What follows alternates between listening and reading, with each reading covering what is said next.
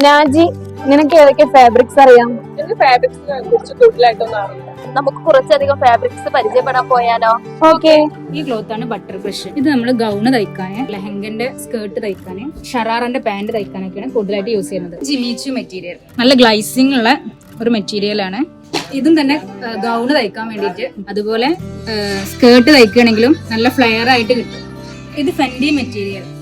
ഇതാണ് ഇപ്പൊ ട്രെൻഡിങ് ആയിട്ട് ചുരിദാർ തയ്ച്ചിട്ട് റെഡിമെയ്ഡ് ആയിട്ടും നമുക്ക് കിട്ടുന്നത്.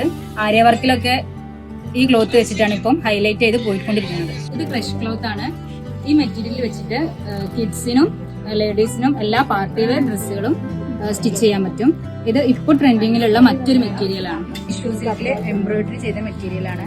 ഇത് നമുക്ക് ഏത് കളറാണ് നമുക്ക് ആവശ്യമുള്ളത് അതിനനുസരിച്ച് ഡൈ ചെയ്തിട്ട് യൂസ് ചെയ്യാം. അറിയാവുന്ന മെറ്റീരിയൽസിന്റെ